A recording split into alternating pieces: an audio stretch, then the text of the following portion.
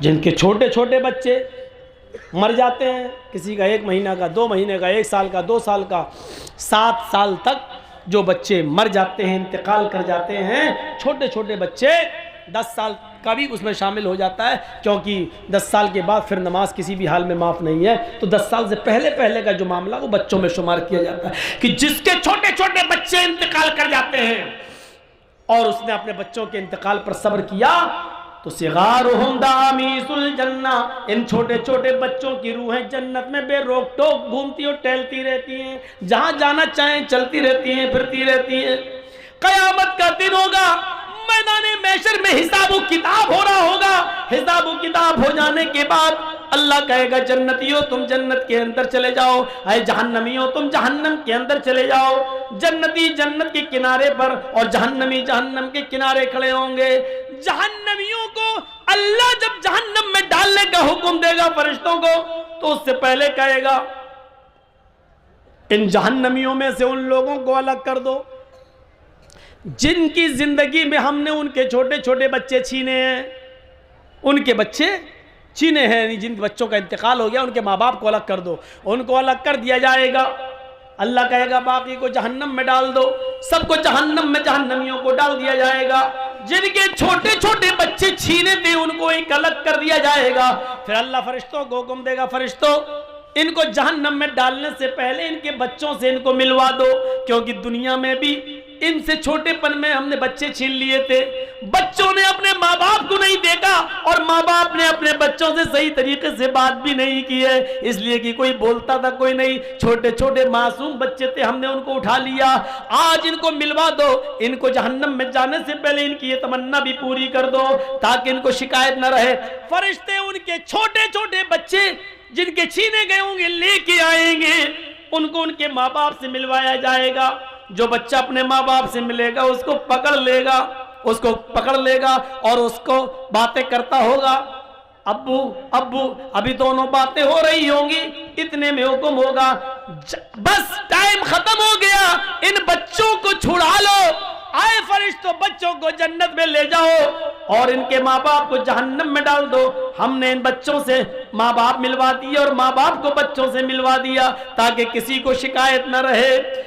इनके माँ बाप को जहन्नम में डाल दो, जैसे अल्लाह ये हुक्म देगा जहन्नम में डाल दो, वैसे वो बच्चे अपने माँ बाप के दामन को पकड़ लेंगे। फयाखुज़ू बिनाहियति सौबी, वो अपने माँ बाप के कपड़े को दामन को पकड़ लेंगे। फलम युफारिक़हा, फिर उसको छोड़ने का नाम नहीं लेंगे, उससे अलग नहीं होंगे, उसको छोड़ेंगे नहीं। कहेंगे अल्लाह दुनिया में भी तूने दुनिया में भी मेरे माँ बाप से मुझको छीना और आखिरत में भी मुझसे मेरे माँ बाप छीन रहा है। ऐ अल्लाह दुनिया में तूने मुझे छीना माँ बाप से और आखिरत में माँ बाप को छीन रहा है मुझसे। ऐ अल्लाह ये तेरा कैसा इंसाफ है, दुनिया में भी तूने हमें मेरे माँ बाप नहीं दिए और आखिरत में भी मुझे मेरे माँ बाप नहीं दे रहा है। ऐ अल्लाह फिर तो हम बदनसीब हुए कि दुनिया में भी मुझे मेरे माँ बाप नहीं मिले और आखिरत में भी मेरे माँ बाप नहीं मिल रहे हैं। ऐ अल्लाह ऐसा न कर, अल्लाह मेरे माँ बाप को जन्नत में दाखिल कर दे, अल्लाह मेरे माँ बाप को मेरे साथ जन्नत में भेज दे। गैब से आवाज आएगी, आए फरिश्तों मैंने छोटे छोटे बच्चों की इस्तिदा को, इनकी गुजारिश को मैंने कबूल कर लिया है। आए फरिश्तों इनकी दुआ को मैंने सुन लिया है, इन छोटे छोटे बच्चों की बात को मैंने मान लिया है। आए फरिश्तों इन बच्चों को इनके साथ छोड़ दो और आए छोटे छोटे मासूम बच्चों अपने माँ बाप की उंगली पकड़ो और तुम अपने माँ बाप को हाथ पकड़ के अपने साथ जन्नत के अंदर ले जाओ। यहां पर भी जन्नत का लफ्ज आ गया, यानी जो बच्चे सिग़्र सिन्नी में छोटे छोटी हालत में उठा लिए जाते हैं और जिनके माँ बाप ने अपने बच्चों के इंतकाल पर सब्र किया, रोए नहीं, गला फाड़ फाड़ के बयान कर करके रोए नहीं, मातम नहीं किया और सीना नहीं पटका और बाल नहीं नोचे, बल्कि अल्लाह ने जब उनके बच्चों को उठाया तो अपने बच्चों के इंतकाल पर, मौत पर उन्होंने सब्र किया। कहा अल्लाह की अमानत थी, अल्लाह ने ले लिया। तो ऐसे माँ बाप को भी जन्नत में एंट्री मिलेगी उनके बच्चों के साथ। अल्लाह कहेगा इनको जन्नत के अंदर दाखिल कर दो, जाओ मैंने इनके गुनाह को माफ कर दिया। मेरे प्यारे साथियों ये जन्नत में जाने के रास्ते थे जो मैंने आपके सामने इस 2 घंटे की तकरीर में आपके सामने पेश किया है। उम्मीद है महंगा सामान खरीद कर जहन्नम का टिकट खरीदने वालों, इन सस्ते और फ्री वाले काम करके हम आसानी के साथ जन्नत हासिल कर सकते हैं। अगर आपके पास कोई शख्स आया और कोई किसी काम का मशवरा मांग रहा है तो मशवरा भी देना और अच्छा मशवरा देना भी अमानतदारी है। अल मुस्तशारु मुअ्तमिनुन, मशवरा देने वाले को अमानतदार होना चाहिए। अमानतदार, किसी के बारे में भी अगर आप मशवरा दे रहे हैं किसी को तो अमानतदारी के साथ, बहुत पासो लिहाज रखना है अमानतदारी का। वो आहदिहिम, और अपने अहदो पैमान को, अपने वादे को पूरा करते हैं, जबान के पक्के रहते हैं। हजरत अब्दुल्ला इब्ने उमर के इंतकाल का वक्त करीब आया तो मरजुल मौत में कह रहे हैं कि फला नौजवान को बुलाओ, फला नौजवान को बुलाओ। लोगों ने बताया कि वो काफी दूर रहता है, वहां तक जाने में 2-3 दिन लग जाएंगे, वहां से आने में 2-3 दिन लग जाएंगे, 1 हफ्ता पूरा चला जाएगा। पता नहीं 1 हफ्ते के अंदर अंदर आप सही होते हैं या अल्लाह को प्यारे हो जाएंगे। तो अब्दुल्ला इब्ने उमर ने वसीयत की, लोगों मैंने उस नौजवान से वादा किया था, मैंने उस नौजवान से वादा किया था जब मेरी बेटी जवान हो जाएगी, मेरी बेटी बालिग हो जाएगी तो मैं अपनी बेटी का निकाह तुम्हारे साथ कर दूंगा। मेरी बेटी बालिग हो चुकी है, मैं अपनी बेटी का निकाह उस नौजवान से करना चाहता हूं। मुझे अभी तक वो जबान याद है जो मैंने उस नौजवान को दी थी, मुझे अपना वादा याद है जो मैंने उस नौजवान से किया था। अरे लोगों, जाओ उसको लेकर आओ। अगर 4-5-6 दिन में वो आ जाता है, अगर तुम उसको लाए और मेरे सामने पेश कर दिया, अगर मेरी जिंदगी में वो नौजवान आ गया तो मैं अपनी बेटी का निकाह उसके साथ खुद करूंगा। और अगर वो नौजवान मेरी जिंदगी में नहीं आ पाया, उसको यहाँ आने से पहले ही अगर मेरा इंतकाल हो जाए तो तुम सब गवाह रहना, मैंने इजाजत दे दी है। मेरी बेटी का निकाह उस नौजवान के साथ कर देना, क्योंकि मैंने उसको जबान दी थी, मैंने उससे वादा किया था। यहाँ तो जिस लड़के के साथ रिश्ता लगा है उससे भी अच्छा कोई लड़का अगर मिल गया तो इतने ऐब लगाकर इस लड़के को छोड़ दिया जाएगा कि वो कहेगा भैया तुम्हें निकाह ना करना था, मत करते, कम से कम इल्ज़ाम तो मत लगाते इतना ज़्यादा मेरे ऊपर। ये हाल होता है यहाँ। याद रखना, मोमिन की पहचान ये है कि वो अपनी ज़बान का पक्का रहता है। वल्लज़ीना हुम लिअमानातिहिम व अहदिहिम राऊन। लिस्ट गिनते जाइए, गिनते जाइए। जो नमाज के पाबंद रहते हैं, खुशू खुजू बरतते हैं, लग़वियात से दूर रहते हैं, ज़कात की पाबंदी से अदायगी करते हैं, शर्मगाह की हिफाजत करते हैं, अमानतों का ख्याल रखते हैं और वादे पर कायम रहते हैं, अहदो पैमान जो पूरा अहदो पैमान पर पूरा उतरते हैं। इसके बाद एक चीज़ और, वल्लज़ीना हुम अला सलातिहिम युहाफ़िज़ून, और जो अपनी नमाजों की हिफाजत करते हैं। ये लिस्ट में ये चीज भी शामिल है, नमाजों की हिफाजत। एक तो ये हुआ कि कोई मैच आ रहा है, चलो देख लें बाद में पढ़ लेंगे। जोहर निकल गई, 3 बजे मैच खत्म हुआ, अब पढ़ रहे हैं जोहर, जानबूझ कर टाइम निकाला आपने। मुस्नद अहमद के अंदर अनस इब्ने मालिक का एक वाक़या नकल किया गया है। उमर इब्ने अब्दुल अजीज के जमाने में हजरत अनस इब्ने मालिक, अनस इब्ने मालिक, जब उमर इब्ने अब्दुल अजीज का दौर आया तो अनस इब्ने मालिक कभी कभी उनके पीछे नमाज पढ़ लिया करते थे और कभी पहले मस्जिद में नमाज पढ़कर निकल जाया करते थे और उनके पीछे नमाज नहीं पढ़ते थे, जबकि अमीर की इताअत करना जरूरी होता है। लेकिन हजरत अनस कभी पहले नमाज पढ़ लेते थे और कभी उनके साथ पढ़ते थे। लोगों ने शिकायत की, खलीफा उमर इब्ने अब्दुल अजीज, अनस पर नजर डालो, अनस इब्ने मालिक पर, कभी कभी वो आपके पीछे नमाज पढ़ते हैं और कभी पहले पढ़ के निकल जाते हैं। मुझे डर लगता है कहीं एक फितना खड़ा ना कर दें, जमात के अंदर इंतशार पैदा ना करते हैं, ये इख्तिलाफ की एक दीवार ना उठा दें। उमर इब्ने अब्दुल अजीज ने हजरत अनस को बुलाया और हजरत अनस को बुलाने के बाद उनसे पूछा, कभी मैं तुम्हें मस्जिद में अपने पीछे नमाज पढ़ते हुए देखता हूं और कभी देखता हूं कि तुम मुझसे पहले भी नमाज पढ़ के निकल जाते हो, कभी कभी तुम मेरे पीछे नमाज नहीं पढ़ते हो, तुम्हारे दिल में क्या वो मैं जानना चाहता हूं। आखिर पहले नमाज पढ़ने का क्या मकसद है जब नमाज होना ही होती है, और मुझे नमाज पढ़ाना है तो मेरे पीछे ना पढ़ के तुम पहले नमाज पढ़ के क्यों निकल जाते हो। तो अनस इब्न मालिक ने जो जवाब दिया उसको गौर से सुनिए, मुस्नद अहमद की जिल्द 6 के अंदर ये आज तक लिखा हुआ है। हजरत अनस इब्न मालिक जवाब देते हैं, खलीफतुल मोमिनीन, आए खलीफतुल मुस्लिमीन, अमीरुल मोमिनीन, आपने बिल्कुल सच फरमाया। कभी मैं आपके पीछे नमाज पढ़ लेता हूं, कभी आपके नमाज पढ़ने से पहले मैं खुद नमाज पढ़ के निकल जाता हूं, और ऐसा इसलिए करता हूं आए अमीरुल मोमिनीन, मेरी आंखें मेरी निगाहें जनाबे मोहम्मद रसूलुल्लाह के नमाज के औकात को पहचानती हैं, मेरी आंखों ने मोहम्मद रसूलुल्लाह के नमाज के टाइम टेबल को जानती हैं, मेरी आंखें पहचानती हैं कि आप ज़ुहर कब पढ़ते थे, असर कब पढ़ते थे, मगरिब कब पढ़ते थे, इशा कब पढ़ते थे, फजर कब पढ़ते थे। मेरी आंखें जनाबे मोहम्मद रसूलुल्लाह की ज़ुहर, असर, मगरिब, इशा, फजर इन नमाजों के औकात को पहचानती हैं। जब आप ज़ुहर और असर, मगरिब और इशा या फजर उस वक्त पढ़ते हैं जब जनाबे मोहम्मद रसूलुल्लाह पढ़ा करते थे, तो यकीनन मैं आपके पीछे नमाज पढ़ता हूँ, उस वक्त मैं आपके पीछे नमाज पढ़ता हूँ। लेकिन जब आप नमाज के अव्वल वक्त को छोड़ देते हैं और ज़ुहर असर में देर से आते हैं, जब देर से नमाज पढ़ाते हैं, तो मैं अव्वल वक्त में जो टाइम जनाबे मोहम्मद रसूलुल्लाह का था, मैं उस वक्त में ज़ुहर असर मगरिब इशा नमाज पढ़कर मैं निकल जाता हूं, फिर मैं आपके पीछे नमाज नहीं पढ़ता, इसलिए कि मेरी आंखें जनाबी मोहम्मद रसूलुल्लाह के नमाज के औकात को, टाइम टेबल को पहचानती हैं। यह है नमाज की मुहाफिजत, यह है मुदावमत सलात, इसको कहते हैं अपनी नमाजों की हिफाजत।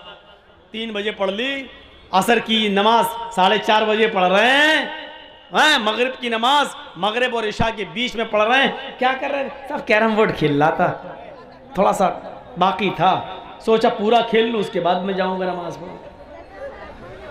बेटा बैठ जाओ, यहीं बैठ जाओ, पेशाब लग रहा हो तो यहीं कर लेना, कोई बात नहीं, दिक्कत नहीं, बैठ जाओ, सामने मत खड़े होइए। वल्लज़ीना हुम लिअमानातिहिम व अहदिहिम राऊन वल्लज़ीना हुम अला सलातिहिम युहाफिज़ून। एक लिस्ट बताने के बाद फिर क्या कह रहा अल्लाह, उलाइका हुमुल वारिसून अल्लज़ीना यरिसूनल फिरदौस हुम फीहा खालिदून। यही वो लोग हैं जो वारिस हैं, उलाइका हुमुल वारिसून, यही लोग मालिक हैं, यही लोग वारिस हैं। किसके वारिस हैं? अल्लज़ीना यरिसूनल फिरदौस, जन्नतुल फिरदौस के वारिस हैं। यानी ये काम करने वाले कहाँ जाएंगे? जन्नतुल फिरदौस में, हम फीहा खालिदून, फिर वहां से कभी नहीं निकाले जाएंगे, हमेशा जन्नत के अंदर रहेंगे। ये है वो रास्ते जिस रास्तों पर चलने के लिए हमें इस दुनिया में भेजा गया है। इन रास्तों पे चलिए और उस मकाम को पा जाइए जिस मकाम से आपके बाप आदम को और आपकी माँ हव्वा को निकाला गया है। दुनिया में इन्हीं रास्तों पे चलाने के लिए अल्लाह ताला ने हमें इस दुनिया में भेजा है, ताकि खोया हुआ मकाम हम दोबारा पा जाएं। 18,000 का 20,000 का एंड्रॉयड मोबाइल लेकर उल्टी सीधी चीजें देखकर जहन्नम तो खरीद रहे हैं, यानी जहन्नम, और वो भी पैसा दे देकर हम जा रहे हैं, पैसा खर्च भी कर रहे हैं जहन्नम में जाने के लिए, लेकिन जन्नत बिना पैसों के मिल रही है, लेकिन हम उस जन्नत की तरफ नहीं लपकते।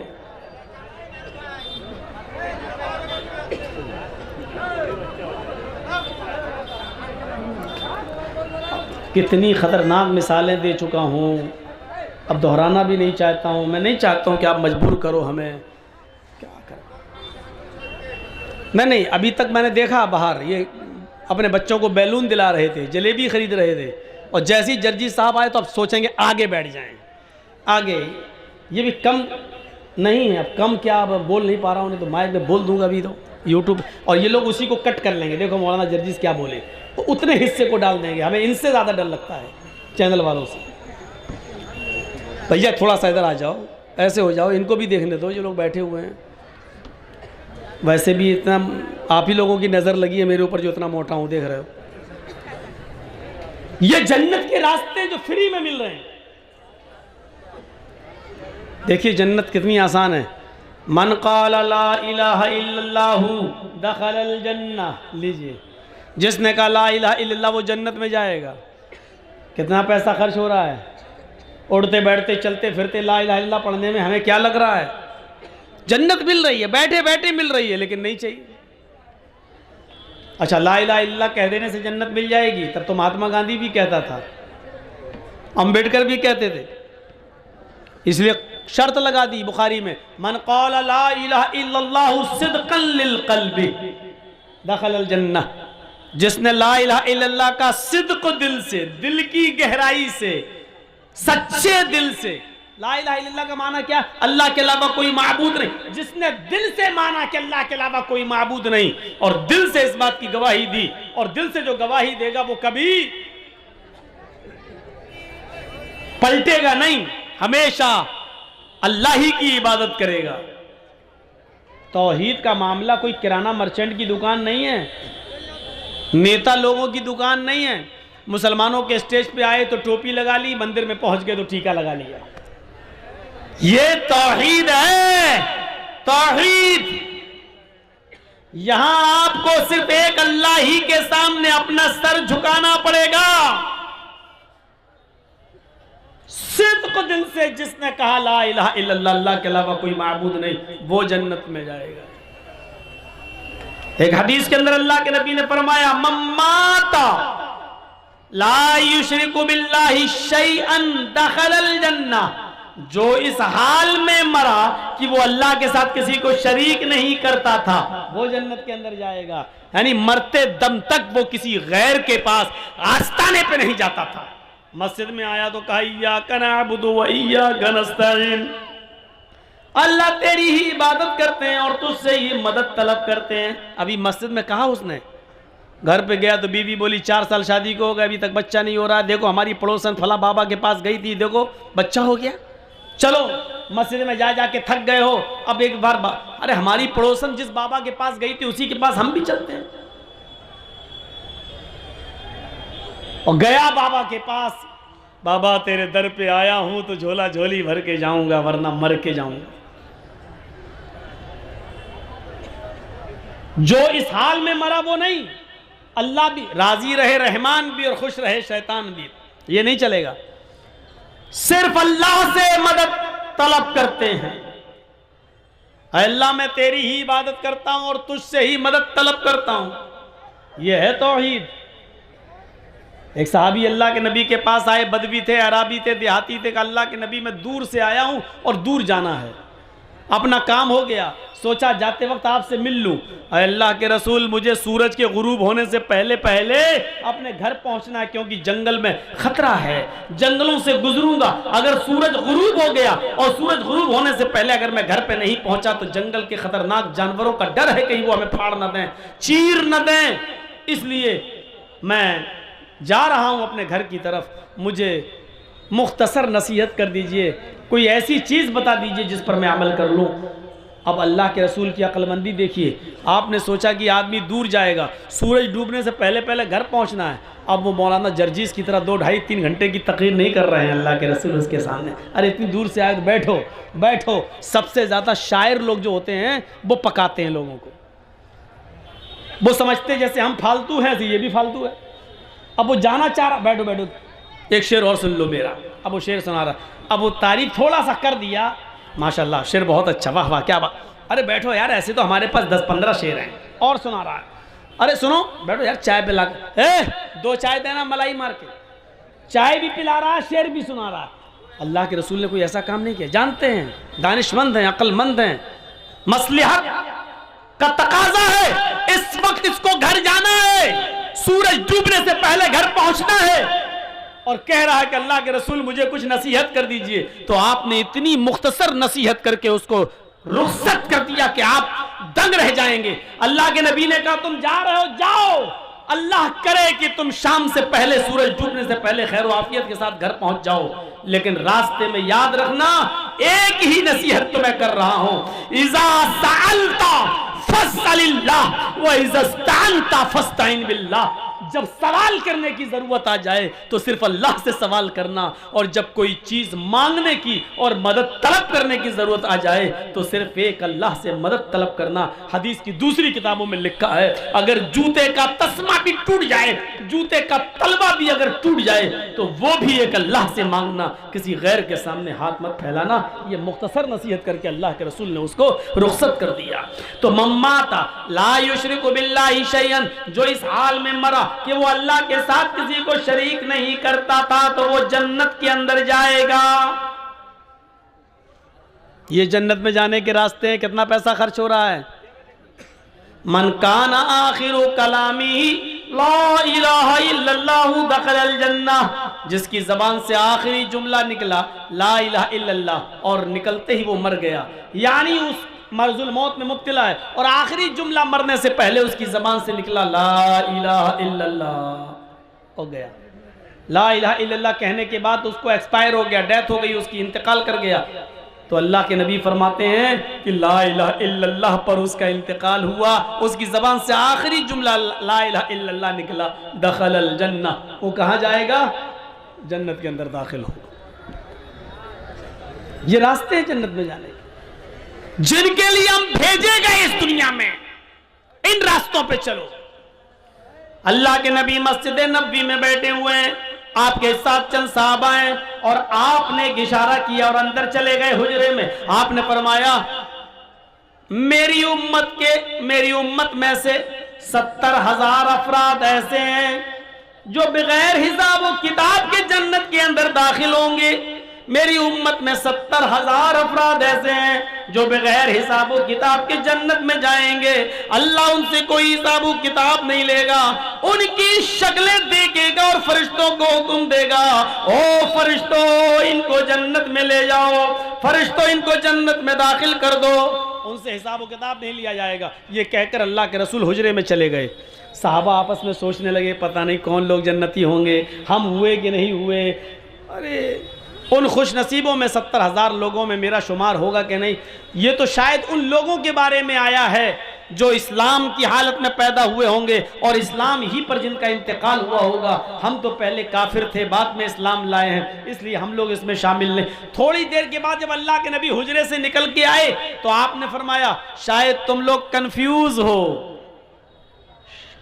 शुबे में हो, डाउटफुल, पता नहीं कौन जन्नत में जाएगा। 70,000 लोग कौन होंगे जो बगैर हिसाब किताब के जन्नत में जाएंगे। साहबा ने कहा अल्लाह के रसूल हम लोग कंफ्यूज हैं, पता नहीं उनमें हम हैं कि नहीं हैं, इसलिए हम लोगों को शक है। तो अल्लाह के नबी ने कहा सुनो, ये 70,000 लोग जो बगैर हिसाब किताब के जन्नत में जाएंगे कौन होंगे। नौजवानों जरा सोचना है, जो अल्लाह के रसूल ने पहचान बताई है जन्नत में बगैर हिसाब किताब की जाने वाले लोगों की, क्या उनमें हम हैं। अल्लाह के नबी ने फरमाया मैं तुम्हारा कंफ्यूजन दूर करता हूं। पहला शख्स कौन होगा, दूसरा कौन होगा, तीसरा कौन होगा, चौथा कौन होगा। अल्लाह के नबी फरमाते हैं कि बगैर हिसाब किताब के जन्नत में जाने वाले लोगों में पहला आदमी होगा अल्लज़ीना हुम ला यततय्यरून वला यक्तऊन वला यस्तरकून वअला रब्बिहिम यतवक्कलून।